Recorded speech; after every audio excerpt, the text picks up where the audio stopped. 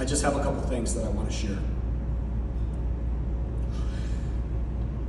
First, I'd be remiss if I didn't take a moment to recognize Amy Maynard Griffith, Phil Maynard's daughter, who's with us today. Where's Amy? Will you throw us a wave? Here's Amy. Pam Lowry, his longtime assistant. And Pam, I can't believe that you worked with him as long as you did. He must have hired you right out of high school. Pam's husband, Dennis, is also with us this afternoon. And it means so much to us that you're here today. And Bob Brummer was here earlier. He drove all the way up from Knoxville, Tennessee to sign this beam. Something happened to his mom, and he turned around in his car and he sprung out of here. He didn't have time to stick around. But that's how much it meant to Bob to raise this money, and to name this space after Phil. And so I want to let you know that you're honored guests here today, and that we love you deeply. Phil Maynard meant the world to me, and I know he meant the world to so many of you that are here. When we moved to Ohio for this job, I was 32. And I literally didn't know a single person in Summit County or Akron. It was just Holly and I, my lovely wife who's here. There's Holly. We had little baby Andy. Where's Andy at? See how we had little baby Andy? Just a little dude. And his brother John, and Mary was our first Ohioan, and we didn't know anyone. And my dad and all my mentors were back in Michigan.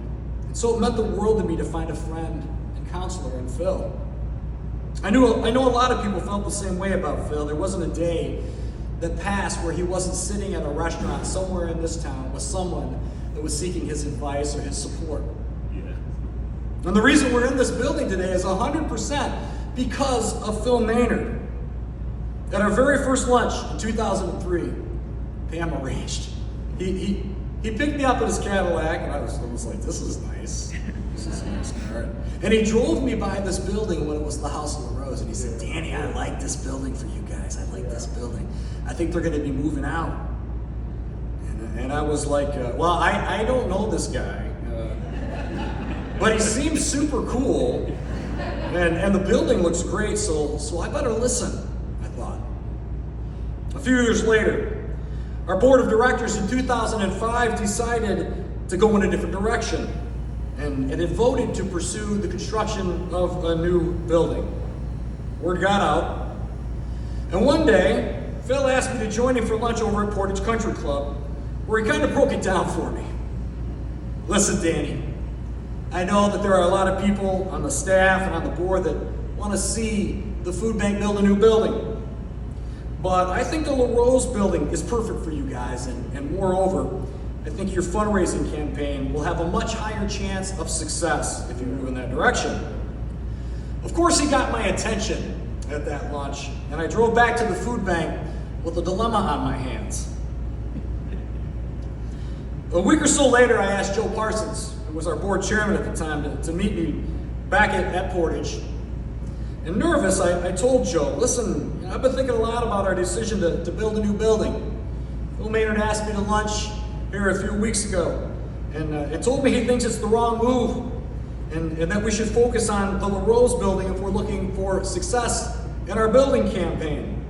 And Joe immediately responded, say no more. Phil also asked me to lunch recently and said the very same thing. Let's change course. And that was that. Joe and I got to work trying to shift the energy of the board back in the direction of this building that we're standing in now. It was hard work, but it was some of the best work that we ever did together. And it's paid so many dividends for this community since then. Look no further than what we did from this space during the COVID pandemic for evidence of that. So here we are in a building that Phil helped us bring into existence for the food bank, just next to the public entrance that will bear his name. It's fitting that we would devote a moment to his memory, and so I'll leave you with this. Phil and I would usually meet at the Diamond Grill for lunch at 11:45, not 12, 11:45.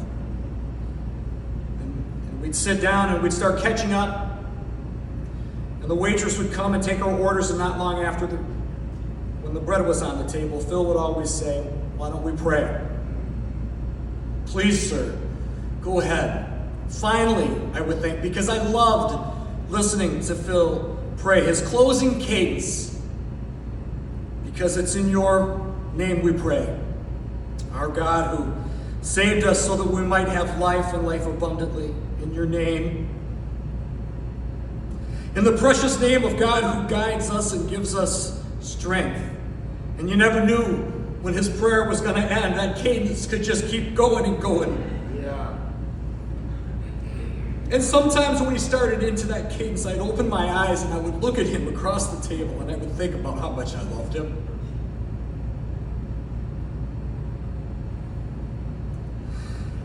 And how much of a privilege it was to be seated across from him. He was my friend.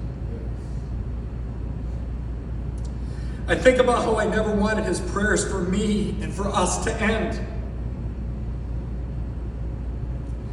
And as we gather here today, we see evidence of his prayers, our prayers, and our hopes that something more can continue after we're gone. So on this day, we see proof of living legacies all around us in Amy, his daughter. I'm sorry, folks.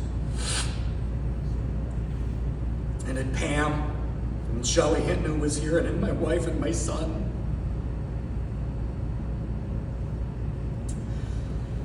And we recognize the truth that the goodness we seek to bring into the world can continue after we're gone. That's right.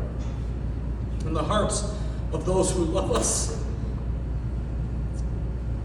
And the ripples of goodness that touch the community in infinite ways that we can never comprehend.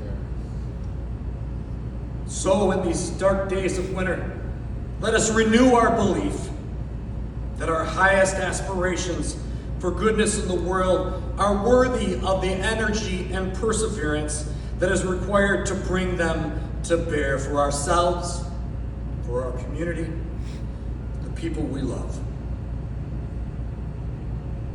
And I'll end this speech like I end every speech.